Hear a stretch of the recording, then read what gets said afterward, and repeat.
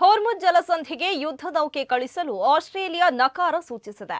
ಆ ಮೂಲಕ ಅದು ಅಮೆರಿಕ ಅಧ್ಯಕ್ಷ ಡೊನಾಲ್ಡ್ ಟ್ರಂಪ್ ಮನವಿಯನ್ನ ತಿರಸ್ಕರಿಸಿದೆ. ಹಾರ್ಮುಜ್ ಜಲಸಂಧಿಗೆ ಯುದ್ಧ ನೌಕೆಗಳನ್ನು ಕಳಿಸುವುದಿಲ್ಲ ಎಂದು ಆಸ್ಟ್ರೇಲಿಯಾ ಹೇಳಿದೆ. ಜಲಮಾರ್ಗವನ್ನು ತೆರೆದಿಡಲು ಸಹಾಯಕ್ಕಾಗಿ ಅಮೆರಿಕ ಅಧ್ಯಕ್ಷ ಡೊನಾಲ್ಡ್ ಟ್ರಂಪ್ ಕರೆ ನೀಡಿದ ನಂತರ ಆಸ್ಟ್ರೇಲಿಯಾದ ಸಾರಿಗೆ ಸಚಿವೆ ಕ್ಯಾಥರೀನ್ ಕಿಂಗ್ ಎಬಿಸಿ ರೇಡಿಯೋಗೆ ನೀಡಿದ ಪ್ರತಿಕ್ರಿಯೆಯಲ್ಲಿ ಈ ವಿಷಯ ತಿಳಿಸಿದ್ದಾರೆ. ಯುದ್ಧವನ್ನ ಕೊನೆಗೊಳಿಸಲು ಇರಾನ್ ಒಪ್ಪಂದ ಮಾಡಿಕೊಳ್ಳಲು ಸಿದ್ಧವಾಗಿದೆ ಎಂದು ಯುಎಸ್ ಅಧ್ಯಕ್ಷ ಡೊನಾಲ್ಡ್ ಟ್ರಂಪ್ ಹೇಳಿದ್ದಾರೆ. ಇರಾನ್ ಒಪ್ಪಂದ ಮಾಡಿಕೊಳ್ಳಲು ಬಯಸುತ್ತದೆ ಮತ್ತು ನಿಯಮಗಳು ಇನ್ನೂ ಸಾಕಷ್ಟು ಉತ್ತಮವಾಗಿಲ್ಲದ ಕಾರಣ ನಾನು ಅದನ್ನ ಮಾಡಲು ಬಯಸುವುದಿಲ್ಲ ಎಂದು ಟ್ರಂಪ್ ಎನ್ಬಿಸಿಗೆ ತಿಳಿಸಿದ್ದಾರೆ.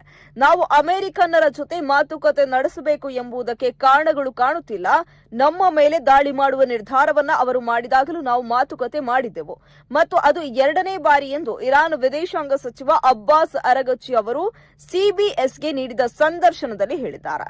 ಇಸ್ಲಾಮಿಕ್ ಗಣರಾಜ್ಯ ಮಾತುಕತೆ ಅಥವಾ ಕದನದ ವಿರಾಮವನ್ನ ಕೇಳಿಲ್ಲ ಎಂದು ಅವರು ಸ್ಪಷ್ಟಪಡಿಸಿದ್ದಾರೆ.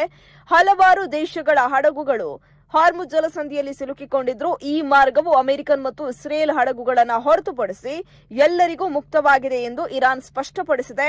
ವಾಸ್ತವವಾಗಿ ಹಾರ್ಮುಜ್ ಜಲಸಂಧಿಯು ತೆರೆದಿರುತ್ತದೆ. ಇದು ನಮ್ಮ ಶತ್ರುಗಳಿಗೆ ಸೇರಿದ ಟ್ಯಾಂಕರ್ಗಳು ಮತ್ತು ಹಡಗುಗಳಿಗೆ ಮತ್ತು ಮಿತ್ರ ರಾಷ್ಟ್ರಗಳ ಮೇಲೆ ದಾಳಿ ಮಾಡುವವರಿಗೆ ಮಾತ್ರ ಮುಚ್ಚಲ್ಪಟ್ಟಿದೆ.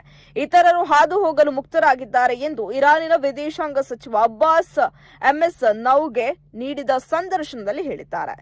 ಪರ್ಷಿಯನ್ ಕೊಲ್ಲಿ ಮತ್ತು ಓಮನ್ ಕೊಲ್ಲಿ ನಡುವಿನ ತೈಲ ಮಾರ್ಗವು ಅನೇಕ ದೇಶಗಳಿಗೆ ನಿರ್ಣಾಯಕವಾಗಿದೆ. ಆದರೆ ನಡೆಯುತ್ತಿರುವ ಯುಎಸ್ ಇರಾನ್ ಸಂಘರ್ಷವು ಅದರ ದಿಗ್ಬಂಧನಕ್ಕೆ ಕಾರಣವಾಗಿದೆ. ಇದು ಕಚ್ಚಾ ವಸ್ತುಗಳ ಬೆಲೆಗಳನ್ನು ಗಗನಕ್ಕೆ ಏರಿಸಿದೆ.